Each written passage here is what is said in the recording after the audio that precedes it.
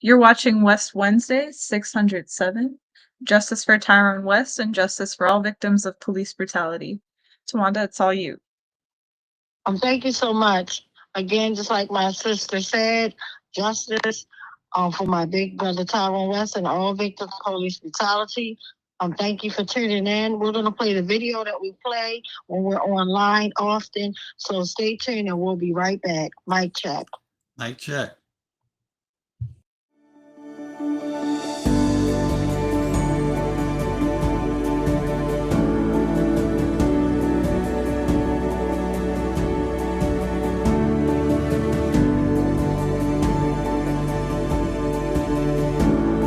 Can't stop.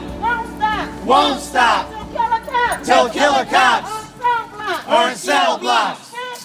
Can't stop. The following video portrays an incident of assault and violence at the hands of police. Viewer discretion is advised. I suggest you back the fuck up. No.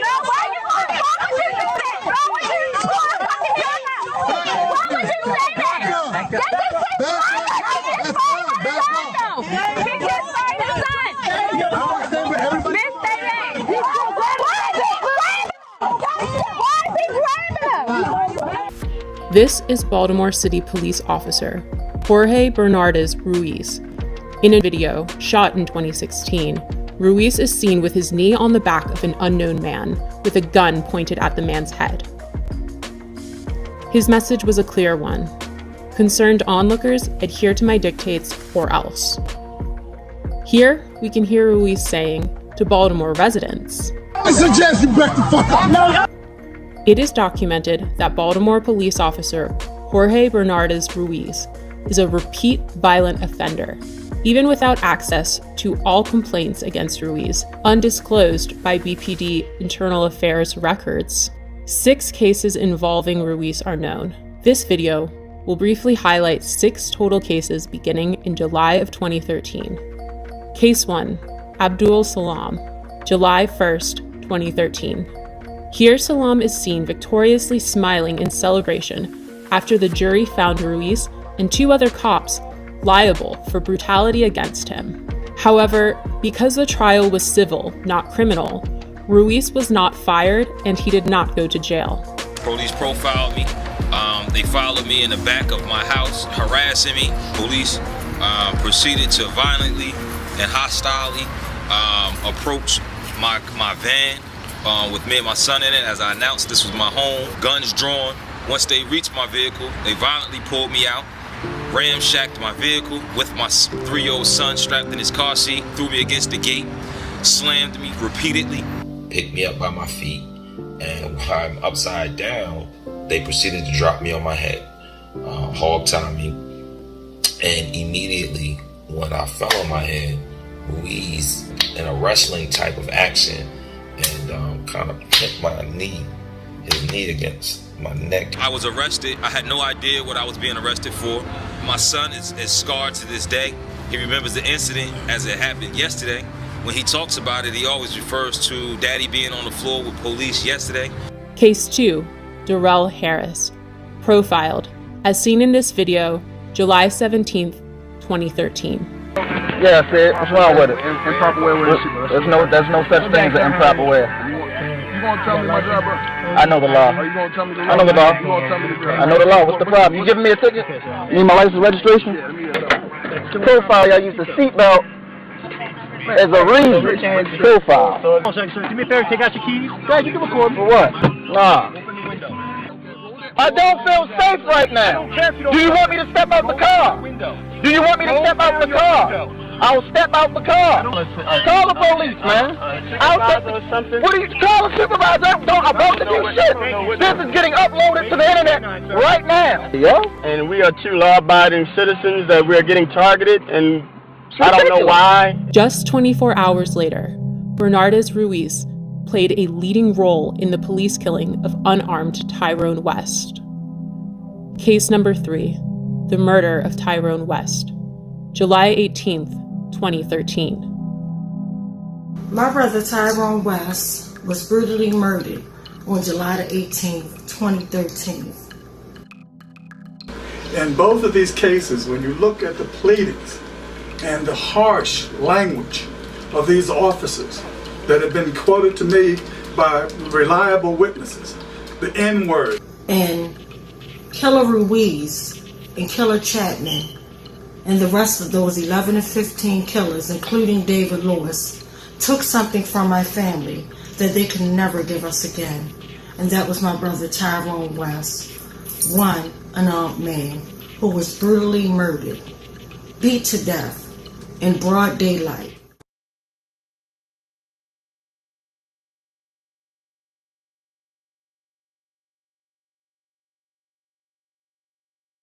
Mic check. Mic check. Mic check. Awesome. Thank you guys for tuning in, and I apologize that we were running late. But yeah, as always, having technical difficulties, so that's why I'm unable to see you guys live and have my mic, not my mic, but have my screen open so that way you can see me. So I apologize in advance for that. But yeah, so tonight I'm just going to dive right into many topics that I want to discuss. One being the student from Columbia University that was deported, and they're still trying to find out exactly where he is, and for him to have a wife and, you know, a family, there being an active protester that's stood up and stands up for what's right, to be targeted, in my opinion. And this is not West Coalition. This is Tawanda Jones' opinion, you know, that if that could happen to him, that can happen to any of us. It's just like we're in real times. We're in real times where, you know, things are just happening, and it's just really sad. But all that we could do, and that's all that I'm doing, is literally staying humble, staying peaceful, and trying to figure things out.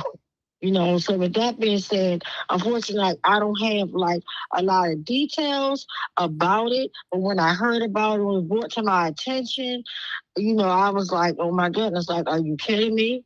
Like, this is just sad, you know? So I'm going to open up for any of the West Coalition family that has more information available to talk about it and share it like we shared last night through our conversation, and then I can add on to it. Mic check. Mic check. Tawanda, this is Hillary. I looked up an article that was posted by National Public Radio actually today. And again, I'm trying to sift through it too. And when I think about us and that we, you know, do peaceful protesting, the piece that sort of stands out to me is what the young man's attorney is saying. He hasn't been deported yet. He was picked up by ICE, and he was detained, and he was taken to another state. And apparently his attorneys are trying to have them return him to New York, where he was and where his family is. And so his attorney did a quote that they posted on this article, which I think is important for us as activists to know about. The folks against him are saying that he was being anti-Semitic and inciting some kinds of vandalism and violence or something like that. But his attorney and folks supporting him are clearly saying that he was doing peaceful protests, and that's why, and that's what we do. And the quote from the attorney is that the United States government has taken the position that it can arrest, detain, and seek to deport a lawful permanent resident exclusively because of his peaceful, constitutionally protected activism. In this case, in support of Palestinian human rights and an end to genocide in Gaza. So the fact that, you know, he does have a green card is what they're talking about, him being legally here and documented. Although even Marco Rubio said in some statement today that it doesn't matter if you have a green card. So it feels like they're targeting even peaceful protesters, which is definitely of concern. It really is. And I thank you for sharing that, because that's the part that got me, like really. And just because like the government or people of various agencies don't agree, with some of the things that we talk about, but as long as peaceful, you're not inciting violence of no type, it should be no need for this. But this is just showing me that the type of times that we are in right now at this very moment in 2025, not 1916, but 2025, this is what we're going through. And it's very devastating. It's horrible. And it's just real. And I wanted to ask you, Hillary, do you mind sharing that brother's name with everyone, please? Sure. And hopefully I'm going to pronounce his name correctly. It's Mahmoud Khalil. Okay. Is his name. And he permanent resident. He was in New York. He was attending Columbia University, and he's been doing protests for a while. So it's not as if, and peaceful ones. It's this current administration seems to be trying to pinpoint it. I mean, if he was supposedly doing things wrong, he wasn't arrested back a year ago or whenever, all the time that he's been doing this. So it's clearly seems to me to be, work by our government to try to find reasons to get rid of people they think don't agree with them. Absolutely. And thank you for sharing that. And again, like I said, when we had our outside planning meeting that we always do, and this was brought to my attention, it really struck me in a very profound way that any of us could be targeted just because we speak out, and we speak out about things that people don't agree with. Like, and it's sad, but the fact that the fact that all the stuff personally, myself, my own experience, I can only talk about me and my experience of being targeted, from day one, since I started speaking up peacefully in 607 weeks, peacefully, just fighting for accountability, not just for my big brother Tyrone West, but literally for all the victims of police brutality and murder, right? To have a target placed upon my back, to have been lied on in the past, and still to this day, I'm not popular among some groups. I still have this target, and it's scary for the simple fact that you never know who they're going to send and when they're going to do it. And if we allow this nonsense to go down and we sit back and wait until it comes to our door front, then it's too late. We need to start problem solving right now for the simple fact this could easily be one of us. Easily. That you can actually take someone and take them to a whole nother state, and then you violate all their human rights. Let's be crystal clear. All of their human rights, civil rights, everything. You don't even allow them to reach out to their family to let them know, hey, I'm okay. And you're breaking all their rights. As someone that's allegedly supposed to have rights, I'm supposed to be able to, if you do something, apprehend me. I'm supposed to be able to literally reach out to my attorney and have my attorney represent me and my family know that I'm safe, and my attorney and family advocate on behalf of me to actually snatch someone, and violate them in such a way, like horrible.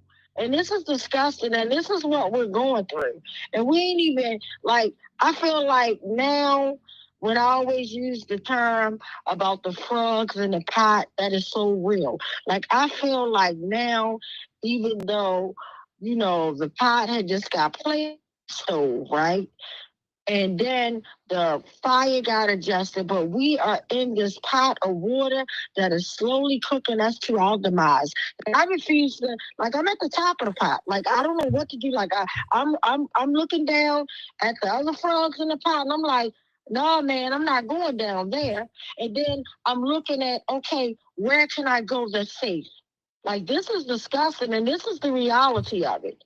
This is the reality of it, because if we don't do something and we just say, oh, well, that is, something different. That's not, all of this stuff is connected, and that's what it makes you think all these struggles are different when they all are together, hand in hand. And that's how they do, because they play the divide and conquer game. Once they can divide us, then it's over. But once we pull together and we lobby together, we stand together in solidarity, we stand boots on ground, one purpose, one cause, one fight, they are in fear of us. They may have the weapons and all that, but we have the voices and we have the power. It is in us.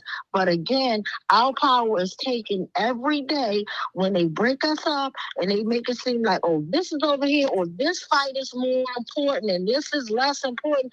That's to win. That's just a way from win. Let me stand to be corrected. That's a way for them to win and for us to continuously lose. And we have a lot to lose. People are dying. Like, it is real. And for me, literally, to be preparing to go to my little cousin's funeral, he just had a birthday in January. He just turned 41, literally. And now we have to say goodbye to him? Like, this is devastating to me. Like, I'm sick of hearing about funerals every day, all day long. Someone is burying their loved one, whether if they were murdered or, in a lot of cases now, a lot of people are just like dying. Like, they're not, like, it's a lot of murders going on, don't get me wrong. And especially with the police are just wiping us out. They used to be like maybe 2 a day. Now it seems like it's 4, maybe more than that a day. But my point is, it's a lot of stuff that is happening, and we are just accepting it. Like, it's so many, and now, and we already know death never had an age, right? But the fact that it is so many people that are literally dying, whether you're young, whether you up there in age, or you're elder, or whatever the case may be, people are dying. People are getting murdered. That is a problem. And we're just standing by. Like I said, all of us are these frogs in a pot. And it's just like we're slowly adjusting to our demise. If you turn that pot of water on, if we felt the heat, frogs are not going to get in a pot of hot water. They're going to jump out. But if you adjust the temperature, and scientists have proven this, they did this. They put frogs in a pot. They turned on one pot where the water was piping hot, and the frogs was like, "Oh no, I ain't going in there." As soon as their little leg or foot touched the, they hopped off, right? But then you had the frogs that literally was placed in that pot, and the water felt nice and comfy and cool, and they just turned the temperature up slowly but surely, and all those frogs in that pot died. I'm not trying to be like that. I'm sorry, and it's just sad, but these are the times that we are in, and it makes me devastated for fighting for something for so long. Like, I'm talking about decades. I never dreamt in a billion years. If someone could have asked me literally 5 years ago, 10 years ago, do you think you would be in this fight? I would have been like, Like, I would always stand up for what's right. That's no question asked, but just fighting for the same fight, trying to hold somebody accountable. And meanwhile, justice delayed is justice denied. They are purposely waiting for all the witnesses to die off, for even some of the animals that murdered my brother to not be all this type of stuff. So that way they can overlook the facts, and the people that can help you. It's just so sad that how people drag their foot on whatever they want to drag their foot on. But in other cases, they speed the goddamn process up. And I'm sick of the damn dog and pony show. This is me, because I see that whatever they want to make laws for and change, they'll get that law quickly passed within a year, no later than 2 years, for whoever they're fighting for, whoever they want to see the change. Like the lady, the mother that was murdered in that park, bless her soul, bless her family. That was sad, that was tragic, but immediately they got a law up out there for her. Meanwhile, on the flip side, here I am, been advocating for decades, nothing. Even though we had a resolution hearing for my brother, the first one in City Hall, and I think that was in like 2014, but nothing, that is disgusting to me. And then the saddest part is you can make all, well, which we definitely need to change these slave laws. And I mean, total agreement, let's smash it and trash it, right? But the point is, they drag their feet on whatever they want to and other stuff that they want to push. They push it quickly. That's why when you go on the blues, you will see them target. All you hear about teenage crime. It is so disgusting. But meanwhile, nobody's talking about or even working on a solution. Like, I think about when they promised teenagers many years, or not even teenagers, but when they promised to open up this this park for people to ride their dirt bikes on, right? A dirt bike park, right? And that would have solved issues from where so people like you see like the teenagers or the young men that like to ride, the dirt bikes and whatnot, that's breaking the laws because they like riding. And I'm thinking about them because it's getting hot again and you're gonna see it. But instead of them placing bucks where bucks need to go and say, you know what, let's have this amazing park dedicated for these bike riders, right? And we ain't got to worry about it. And people, and if this communist system wants to even make a couple bucks, because that's all it worries about is money, to charge people to come in and out. It's just everything is money. Like they are going up on everything. Like you're talking about, oh, now they got a sugary tax. Like they set the stage, they put all the ingredients in the pot. Right, and then it's funny how as soon as they set the stage, then they want to set back and say, "Oh, well, we feel like people shouldn't be eating or drinking sugary drinks, so let's put a sugary tax on sodas." That's like, what? Are you kidding me? But meanwhile, there's food deserts all over poor communities where they don't have the accessibility to get to a market where they can buy, fruits and things that are healthy for their body. All you see in their neighborhood is corner stores, and as big as they on the top of stores, they say, we accept EBT. It's disgusting. And all that's in those stores, and the sad part and the disgusting part, half of the stuff that they put in those stores, I wouldn't even give out for free, but they overcharge it and literally just like, it's disgusting. Like I was in like sort of in a hood, and I was near my hairdresser, and I went and I bought an apple pie. And how disgusting and molded that apple pie was. And I almost paid $5 for a tasty cake apple pie. And it was so disgusting. And literally when I took it back to the store, I'm like, oh no, you gonna run me back my $4.89. I want it back now. Like this is, and I showed him, he was like, he even frowned, like was ready to throw up. But he's like, oh, well, good enough. I don't want another one. I don't trust my friends. So you think I'm gonna go from this disgusting pie and I'm gonna actually eat another pie that's right in that same in your store that you didn't have enough respect for the people that come here and buy it. And I'm thinking, what if somebody that was disabled when it came there that didn't know that was mold, or a child thinking, oh, I got a green apple pie, like this is so cool, and eat it and would have got sick as hell. This is what I'm saying. My whole point is this system is so dirty and rotten to the core. They set the stage and they say that it's the same what the old school people used to say. I used to always hear about, now my mom and them used to always talk about people throwing rocks and hiding their hands. It's disgusting. Like, I'm just so sad. I'm overwhelmed with everything that I'm seeing and hearing.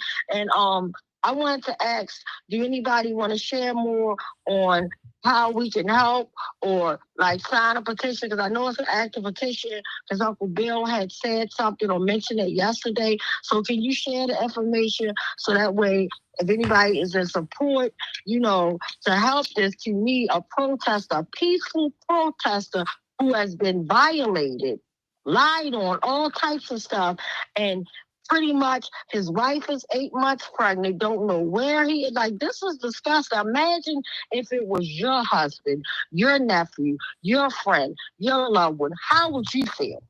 Like, so, Uncle Bill, is any information you can share, like, about the petition that we could find or how we could find it online? There is a petition, and unfortunately, you're coming in through my phone to broadcast this evening, so I can't look it up while we're speaking. But if someone else is able to look on my Facebook page, you'll find a copy of the petition. Maybe we can post it here in the chat. Bill,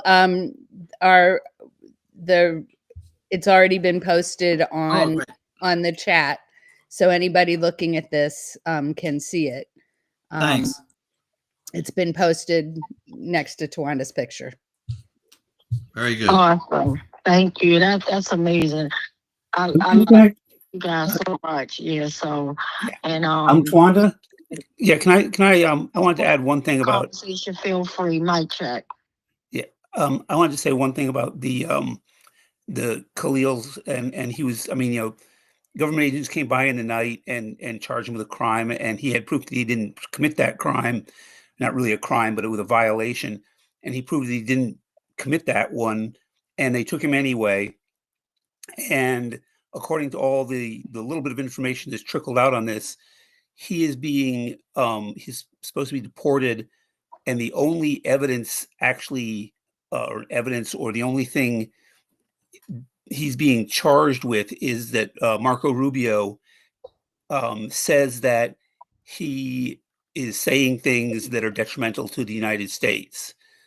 And there is no explanation of what he means by that. There's no, apparently there's no nothing to the point of on this date he did this thing. It's just that this government official said that he needs to be deported because he is, being against the United States. And again, it's so obvious that, if that's all that's required to deport someone, then that's all it's required to put someone else in jail. That's all it's required to cut someone's head off is just, if you can just have a government official say you're being bad and we're going to penalize you for that. But there's no evidence. There's not really going to be a court proceeding. It's going to be really hit or miss if he will even have the representation of a lawyer, assuming his lawyers can get down to Louisiana.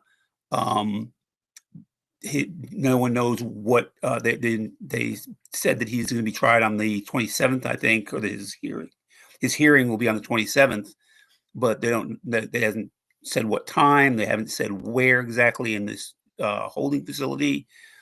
And this all is happening totally in the dark, totally on the word of one man.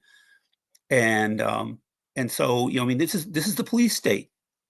That's all this is. And we really need to stop pussyfooting around. We just need to call this fascism, and we need to call this authoritarianism, and we need to call this, the end of the Constitution, because that's what's going on. Mic check. Mic check. And those were some excellent points, Brother Brian. It's disgusting. It is horrible. And to think they take them to a racist state, like that state is known for the sundown states, because that's like one of the states that I was in. They literally have monkeys hanging on highways or signs plastered, the N-word, get out before the sun is down. And it's like they know this stuff is intentional, guys. This stuff is intentional, deliberate. And if we stand by and don't do anything, it's just a matter of time before it's almost like a stray dog in the neighborhood that's going around that has that taste of blood, that's going around biting and attacking people. Do you think your blood is any different from the people that this stray has attacked? No. So we need to do something. We need to figure this stuff out because, it's a mess right now. It's a whole hot mess, and it's just sad. Like, I'm just disgusted. I really am. Mic check. Mic check. I can add a little bit, Tawanda. Mahmoud Khalil, I believe I'm saying his name correctly. He had just finished his PhD when the ICE agents or agents of a similar type, I'm not sure which they were, when they came, they pushed their way into the apartment. They were in plain clothes. They did not identify themselves. They didn't produce a warrant. And and I think that what you said and what Brian said and I'm sorry, Hillary as well spoke before. I think all of it's quite true. I would just like to give a broader context. This is my point of view. The United States, even before the current war in Gaza, was giving Israel more military support than any other country in the world, about $3 billion a year. And I would argue that the U.S. uses Israel as its cop in the Middle East. So if they don't like some development in Iran, they'll get Israel to bomb the particular people involved in that development of an atomic bomb, whatever it might be. Israel is the only country in the Middle East that has atomic weapons. And the U.S. uses Israel to control that area. Why? Because it's one of the richest areas in oil. And the United States wants to enrich itself off control of that oil. So what we essentially have is a struggle internationally between the various capitalist powers, in my opinion, who want to dominate that part of the world and other parts of the world. And they all want resources like the oil. They want cheap labor. And they want to have markets where they can sell their goods. And so all these steps we're seeing, I think, are indications that we're moving closer, unfortunately, towards a major power confrontation, a world war. In the era of 1913, 1914, when World War I was beginning, and many people thought that war was wrong, what the U.S. would do is they'd have the Ku Klux Klan knock on your door if you didn't want to join and get conscripted or drafted, didn't want to fight in that war.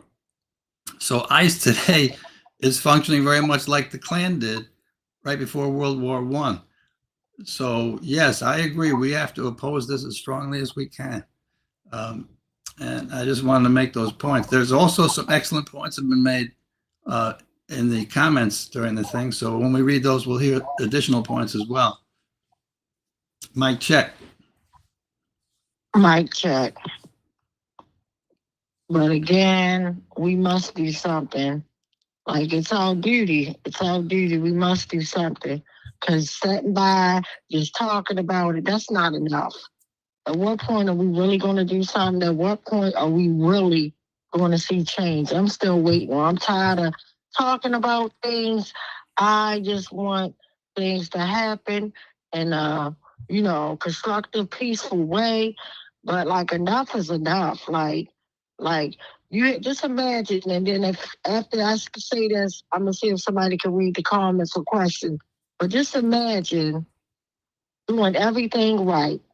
You're feeling good in your life. You're being a peaceful protester. You just got your PhD. You all in the books in school. And then on top of that, you're about to get a blessing. You're about to have your first child or second child. I don't know if it's his first, but you're about to have a child. Let's just say that I'm going to stay where I know what I know. So what I know that he is his wife or partner is expecting a baby, right? 8 months pregnant. So going through that joyous time, whether this is baby number 1 or baby number 5, it doesn't matter. That's the most joyous, beautiful time because now you are so excited to meet a person that you created by the grace of God, and that's a new, joy to your family, a part of you that can grow on and live on and, scratch your bloodline out even further, that type of thing. So you are really excited. So you're feeling really good. And just imagine with all this joyful things that are going on, then you have people just break in your house, do a home invasion, break in your house, apprehend you, and just take you whatever way they want to. We don't know what they could be doing. They could have beat him, tortured him by now, anything. And then you can't even call your family, your lawyer, no one. if you're not scared of that, I don't know. Like, and don't get me wrong, I'm into entertainment. I like watching scary movies, all that. But this is, to me, worse than the scariest movie I've ever seen.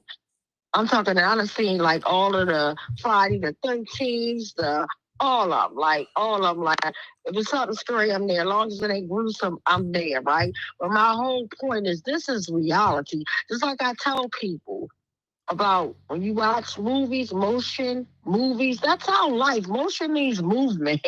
And we get so caught up, and when we see stuff like The Purge, we really are watching what's upcoming to us, that's coming to a theater near us.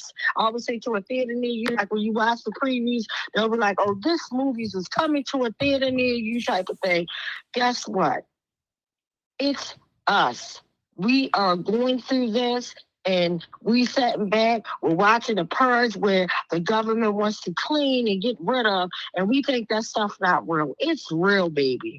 That's why they're showing it. It's no excitement when you're the one inside of the screen and you're getting tormented, and then you got other people eating popcorns watching your life be tore up and down. That's no fun. So with that being said, I'm going to check in and see if anybody wants to read the questions in the comments. Mic check. Mic check. Mic check. I can read the comments this evening. Thank you. All right. So our first comment is from Judah, who says mic check. Bruce also says mic check. Bill said, mic check. Welcome everyone to participation if it's your first time in the life and death struggle against racist police brutality.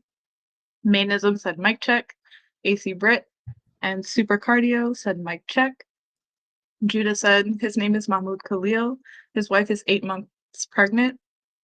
AC Brit says he was shipped to Louisiana. There was a huge showing outside the court in New York where they were hearing his case, but they kidnapped him from his home and sent him to Louisiana. Judah said, you're right, Tawanda. They disappeared him, and they could do the same to any of us. Bruce said, it's terrible what happened to Khalil.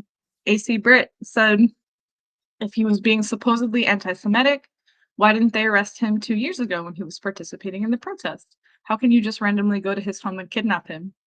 They said on the MSM today that Marco Rubio spurred his arrest.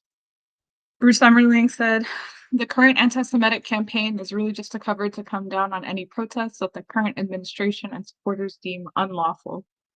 Super Cardio says, we need to stand up against this racist system. Even though Mahmoud Khalil had a green card, he still got detained by ICE. AC Britt said, he's due to graduate in May. It seems like they're interfering to basically ruin his life. Bruce said, past protesters have similar actions taken, such as school financing, defunding, loss of status, ejection from school, have been done with others, but not like this. I remember one person who was kicked out of Hopkins for protesting a number of years ago.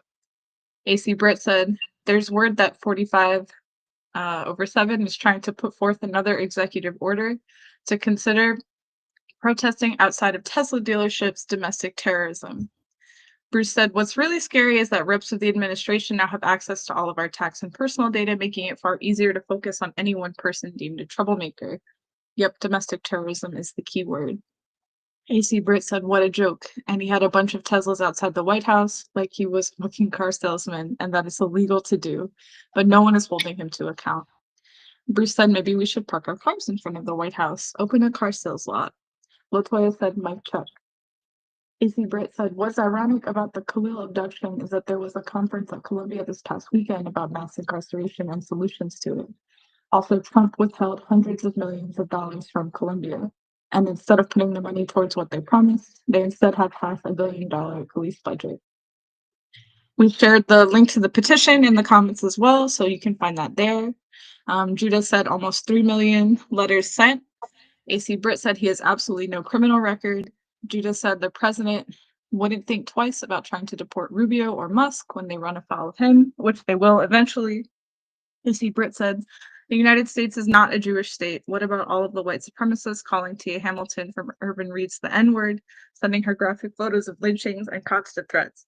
Why aren't these white men being sent to Louisiana or to Guantanamo? If they're not forcing protection to Black people for abusive speech, they shouldn't protect anyone.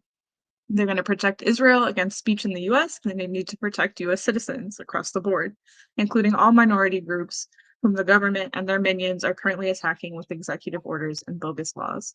Dan said, the whole plan is to normalize the use of unlimited powers to silence dissent in any form and any legal barriers to those powers. And then Ansel Jones says, mic check, and that's our last comment. Mic check. And thanks everybody for all the powerful comments. It's real. So yeah, so we just really gotta figure out, and again I agree that we need to do something and go and protest a billion times in front of the Tesla spot. That's not gonna save our life. Like we need to have our boots on the ground where the stuff is really going down. Like I'm not hiding over here when I need to be over there. And with that being said, unfortunately we have a sad list tonight. I don't know if we have one for the community list tonight. If our brother Brian is on here, but I do know that we have over 20 names for the police brutality list. So with that being said, I'm going to give Twanda? a quick Twanda? look. I'm sorry, were you going to say something, someone? Hey, yeah, this is Brian again. I am on and I do have some names. But before we go into the sad list, I wanted to talk for just a moment about another thing that happened in the news today, which was Cody Gaines, Kareem Gaines' son. He had been trying to reach some measure of accountability for what happened to his mom. The officer who shot her in the back through a wall, and in the process wounded Cody. And then Cody was wounded 2 times, had to go through a number of surgeries. But the officer who shot her had claimed qualified immunity, saying that that protected him from being charged for violating Cody's civil rights by essentially shooting him. And that case had been wandering its way up through the court system for a number of years now.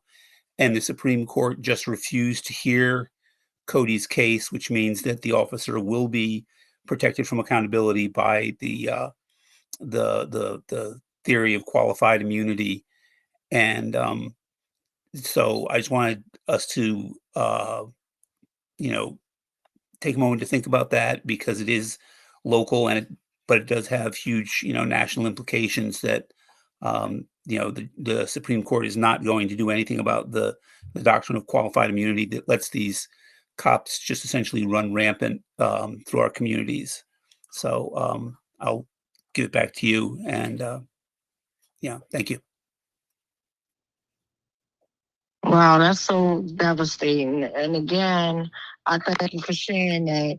Meanwhile, qualified immunity while bringing harm and all type of torment to our community. It's disgusting.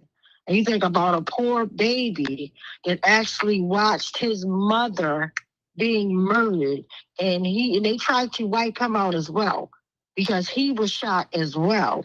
And for them to get qualified immunity, really sickening. This is a sick society, a sick world, sick people. So I'm just disgusted. Thank you, Brian, for sharing that. And I'll make sure I reach out to my friend and send prayers and love to her, because I know she's probably going through it. So thank you for sharing that, because I had no idea. And this is stuff like you won't really hear on the blues. They'll play something really quick, and then this should be like, this is disgusting. It's devastating. Thank you, Brian, for that.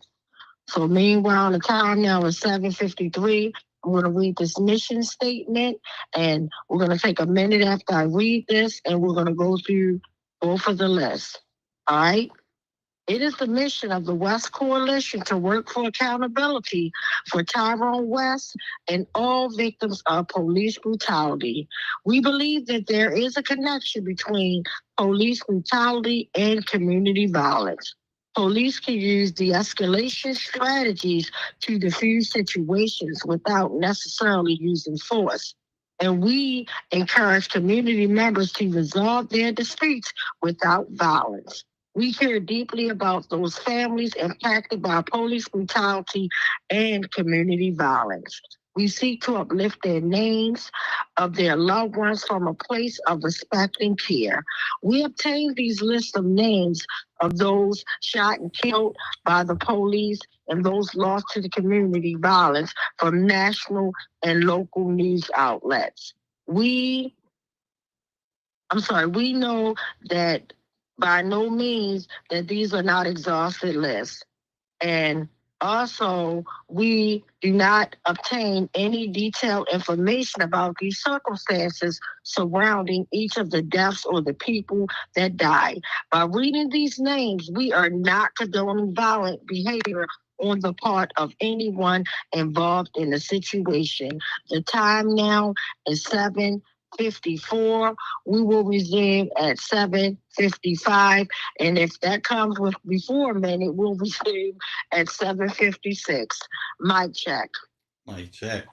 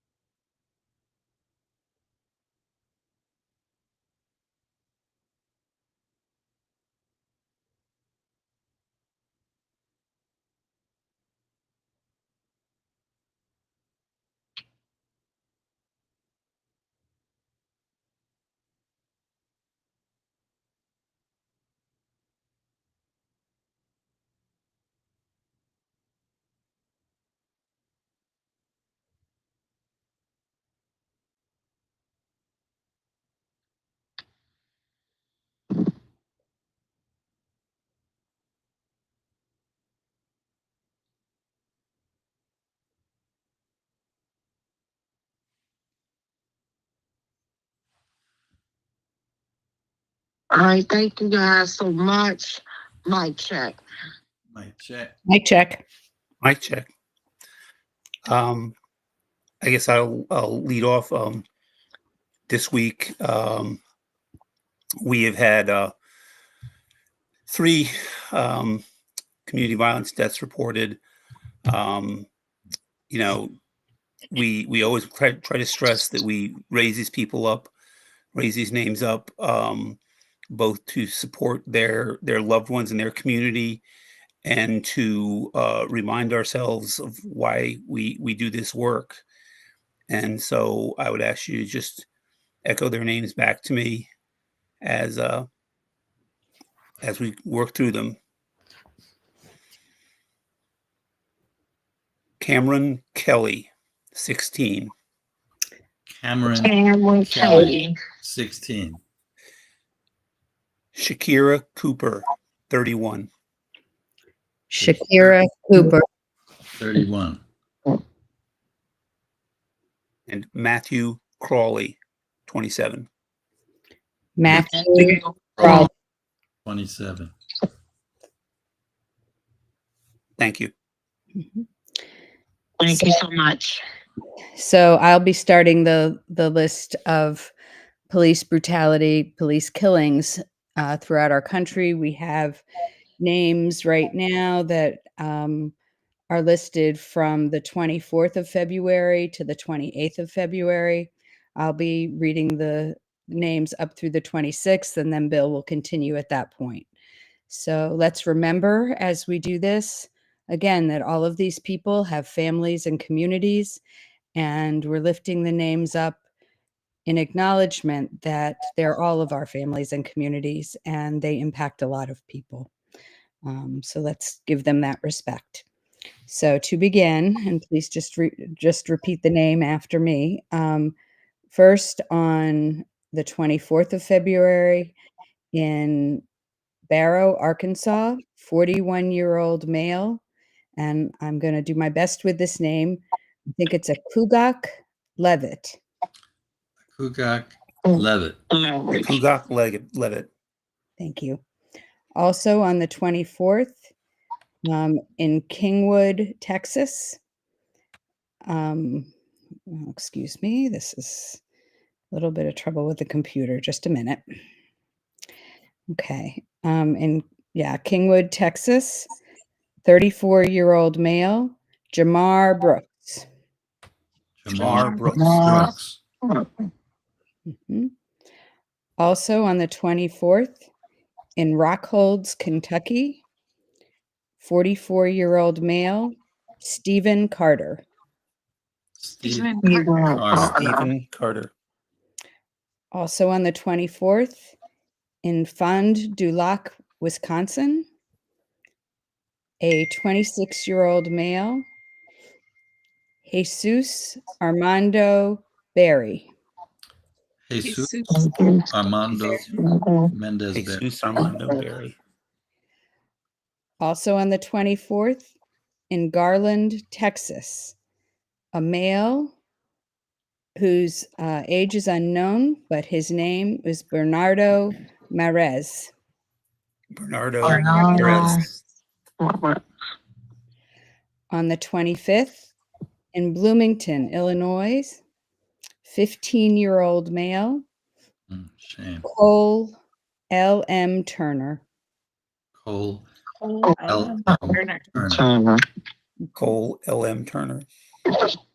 On the 25th, in Indianapolis, Indiana, 31-year-old male, Adam Javonta Sykes. Adam Javonta Sykes. Sykes. Adam Javonta Sykes. Also on the 25th, in Ottawa, Tennessee, a male, unknown age, Claudio Sanchez. Claudio Sanchez.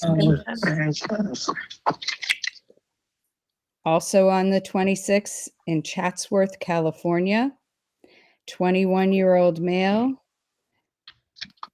I'll try to pronounce this right, Saya Rivera. Saya Rivera. Rivera.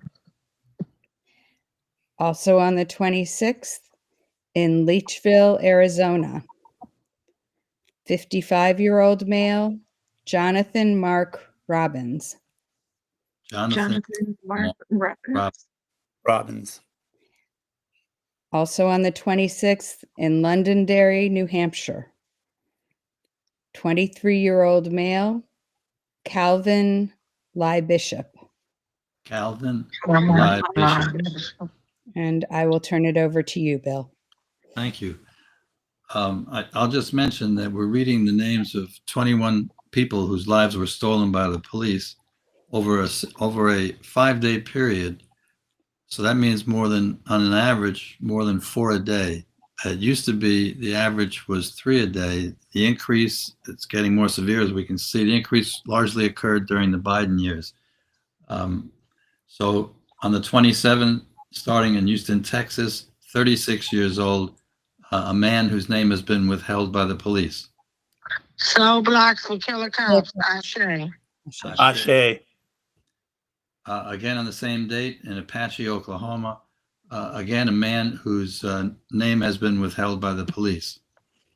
Slow blocks for killer cops. Ashe. Ashe. On the 27th in Kansas City, Missouri, 57 years old, Andrew Evans Jr. Andrew Evans Jr. Once more on the 27th in Maricopa, Arizona, 38 years old, Keith Prock. Keith Prock. Keith Prock. Once more on the 27th in Rosemead, California. This is the one woman on the list tonight. Her age has not been released, and her name has also been withheld by the police. Slow blocks for killer cops. Ashe. Ashe. Yet again on the 27th in Salem, Oregon, 22 years old, Matthew Wong. Matthew Wong. Yet again on the 27th in Riverside, Missouri, 43 years old, George Manning III. George Manning III. Moving to the 28th in Chico, California, 43 years old, Michael Oxley. Michael Oxley. And the remaining stolen lives are all were killed on the 28th in North Charleston, South Carolina, 35 years old, Robert Rose. Robert Rose. Next in Albuquerque, New Mexico, 67 years old, David McKelvane. David McKelvane. And the last life we're upholding this evening was life was taken in Jerome, Idaho. They have not released the gender or the age, and the name also has been withheld by the police. Cell blocks. Cell blocks for killer cops. Ashe. Ashe. Mic check. Back to you, Tawanda. Mic check. Mic check. So again, I want to thank each and every last one of you for joining in tonight and participating with the comments, questions, or sharing. And if you haven't shared already, hit the like, share, and subscribe button. And yeah, and just one quick announcement that I just literally found out that I was wondering what was going on with like my Facebook Live, but now I'm learning that Facebook Live, because I guess they have so many people that go live and save their videos, and they used to give you the option to save your video like for 30 days or never get deleted type of thing. Now I'm told moving forward soon that they will only hold your videos, your live screen videos, for 30 days period. So like, wow. So yeah. Just remember, live to love to live. I love you all. We will see you guys again next West Wednesday.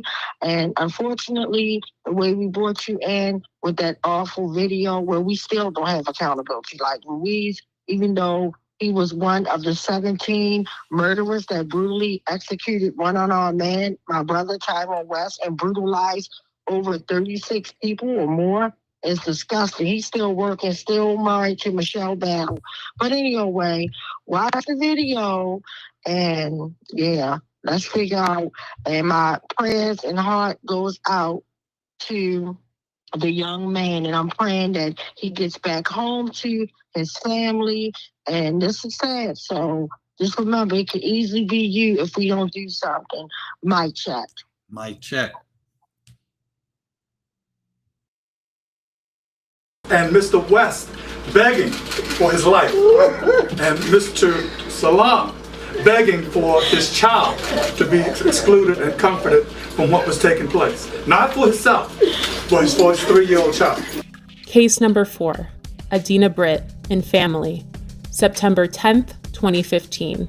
My name is Adina Britt, and I wanted to submit a 30-second testimonial that Jorge Omar Bernardez Ruiz is one of the 11 terrorists that came into my house performing a home invasion in September 2015, terrorizing my entire family and even holding my 12-year-old son at gunpoint.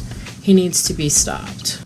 Case number 5, unidentified arrestee, assaulted in 2016. I suggest you back the fuck up. No, why you want to talk to me? Why would you say that?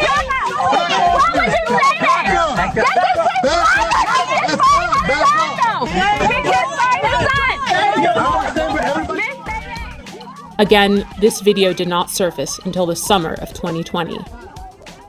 Case 6, Thomas McCullough, May 2016 and February 2017.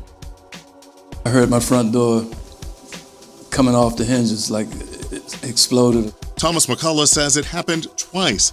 In May 2016 and February 2017, Baltimore City Police burst through his green front door and raided his Pimlico home. They said police. They come up, shotguns, guns. He says officers ransacked the place, looking for drugs, money, and weapons. He took pictures of the damage he says they left behind. Tell us where the drugs are, the scales, the guns, and the large amounts of money. Nothing was found.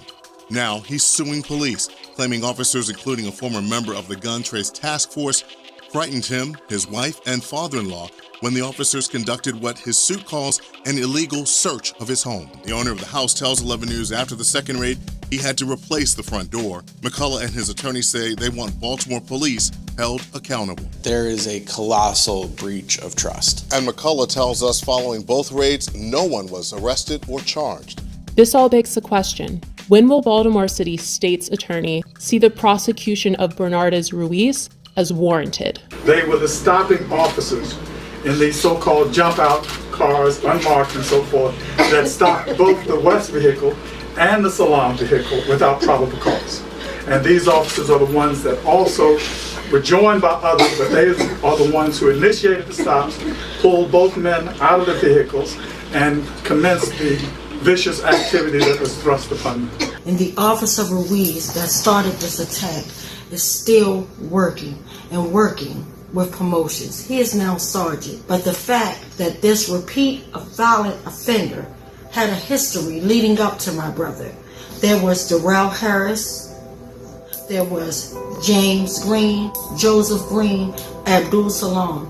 No one family deserves to be brutally murdered or brutalized by this repeat violent offender Ruiz. It is time we take action. The time is now. Baltimore police officer Jorge Bernardes Ruiz is a repeat violent offender.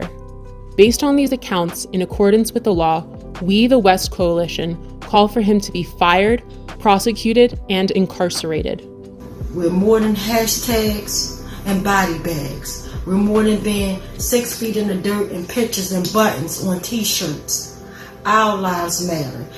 For the safety of our city, the prevention of further harm, and the justice for these families, we see no other option. And again, I'll say, the time is now.